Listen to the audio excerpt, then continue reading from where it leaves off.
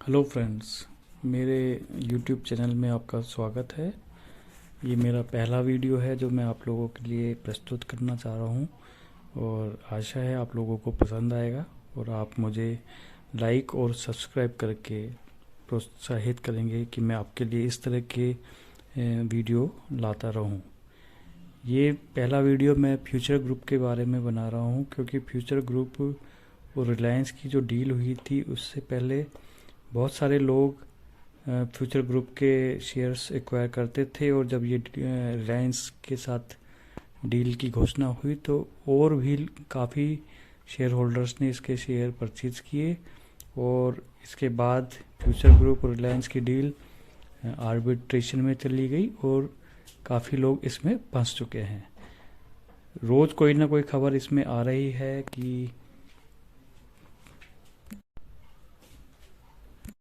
ये डील होगी, कभी लगता है नहीं होगी, क्योंकि इस डील के अंदर बहुत सारे पेच फंसे हुए हैं जो कि अभी नहीं सुलझ पा रहे हैं।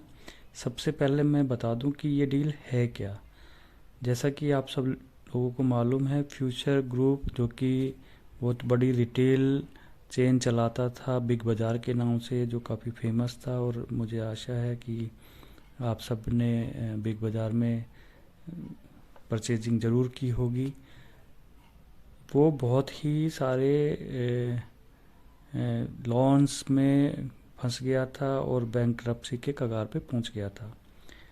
क्योंकि इसके बहुत पूरे देश में रिटेल चेन है और स्टोर्स हैं, तो रिलायंस ग्रुप की जो कंपनी थी रिलायंस वेंचर्स, रिटेल वेंचर्स, उसने इसको ख़रीदने की, इसके स्टोर्स को ख़रीदने की पेशकश की और इसके साथ एक डील की जो कि 24,713 करोड़ रुपए की थी।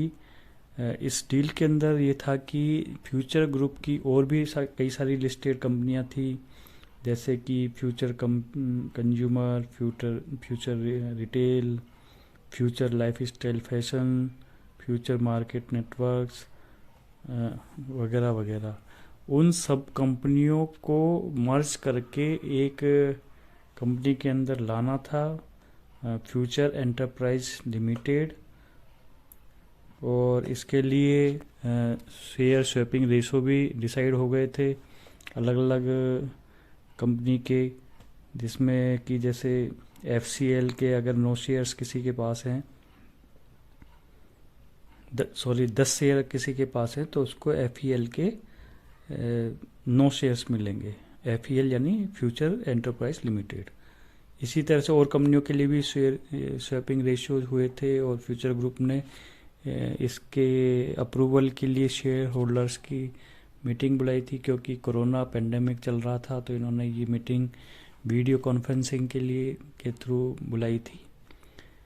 लेकिन इसमें एक पेच ये आ गया कि फ्यूचर की एक डील पहले अमेज़न के साथ भी थी, जिसमें कि अमेज़न का कुछ इनके साथ एग्रीमेंट था और उस एग्रीमेंट में ये था कि फ्यूचर ग्रुप कोई भी रिस्ट्रिक्टेड इन्वेस्टर, अमेज़न का कोई भी रिस्ट्रिक्टेड इन्वेस्टर के साथ में कोई एसेट सेल की डील नहीं कर सकता। रिस्ट्रिक्टेड इन्वेस्टर जैसे कि रिलायंस अमेज़न की लिस्ट में था, अमेज़न ने कोई लिस्ट बनाई हुई है जिसमें कि वो रिस्ट्रिक्टेड इन्वेस्टर की, जैसे एक ब्लैक लिस्टेड कंपनीज या इस तरह की एक लिस्ट बना लेते हैं, उसी तरह से अमेज़न ने भी एक लिस्ट बनाई हुई होगी जिसमें कि उसने रिलायंस को रिस्ट्रिक्टेड इन्वेस्टर की लिस्ट में डाला हुआ है, क्योंकि रिलायंस उसका एक बहुत बड़ा कंपटीटर है।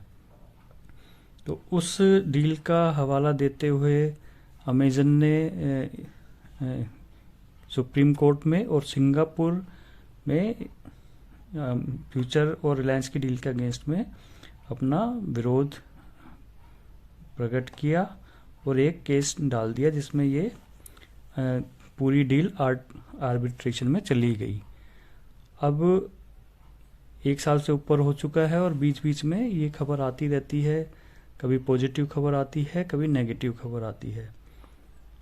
तो शेयर होल्डर्स काफ़ी संदेह में हैं कि ये डील होगी या नहीं होगी, क्या होगा। और जो शेयर्स रिलायंस की खबर सुनकर बहुत अपर सर्किट कंटिन्यू लगा रहे थे और बहुत हायर प्राइस पे चले गए थे।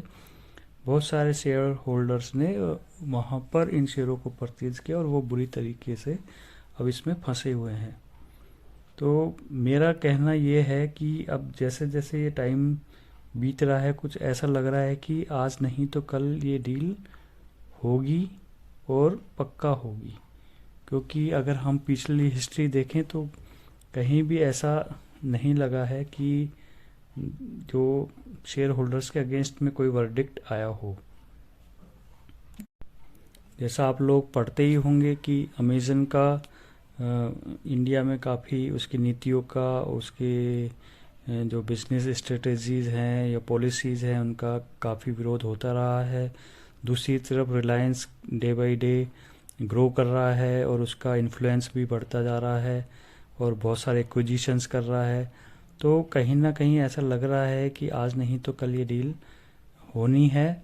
और जिन शेयर होल्डर्स ने बहुत ऊंचे लेवल पे जो शेयर्स ले लिए थे और वो फंस चुके हैं, तो उनसे मेरा तो यही सजेशन है कि वो इसको सेल आउट ना करें, लॉस बुक ना करें और वेट एंड वॉच वाली पोजीशन में रहें। अगर उनको बहुत ज़्यादा पैसे की ज़रूरत नहीं है और उनके पास कोई ऑप्शन नहीं है कि वो लॉस बुक करके शेयर बेचें, तो मेरी राय यही है कि वो इसमें अभी बने रहें। कल भी एक बहुत अच्छी खबर आई है जिसमें कि कंपनी के इंडिपेंडेंट डायरेक्टर्स ने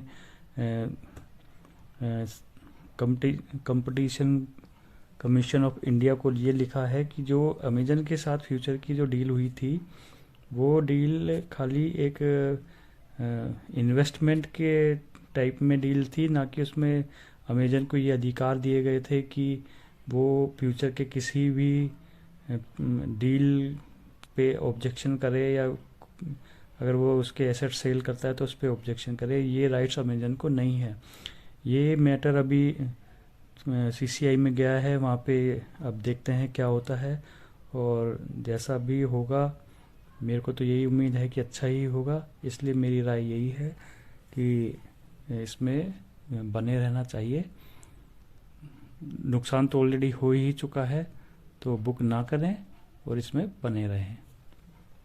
और अगर ये डील हो जाती है तो मुझे पूरी उम्मीद है कि ये जो फ्यूचर ग्रुप के शेयर्स हैं मल्टी बैगर साबित होंगे और जो इनका बहुत बड़ा ये एम्पायर है शोरूम्स का और रिटेल स्टोर्स का, अगर रिलायंस लेता है, रिलायंस एग्रेसिवली रिटेल में आप जैसा कि मालूम होगा बढ़ रहा है, एक्विजिशंस कर रहा है चारों तरफ से, और ये एक्विजिशन अगर हो जाता है तो ये शेयर मल्टी बैगर एक दिन साबित होंगे।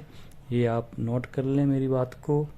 और ये अगर जो बहुत ज़्यादा मजबूरी नहीं है तो इन शेयरों में बने रहें, होल्ड करें, लॉस बुक ना करें। इसी के साथ ये वीडियो मैं यहीं समाप्त करता हूँ। आशा है आपको पसंद आया होगा। अगर पसंद आया है तो कृपया लाइक और सब्सक्राइब करें। इसी तरह की वीडियोज़ मैं आगे भी कोशिश करूँगा कि बनाऊँ और आपके लिए लेकर आऊँ। Thank you.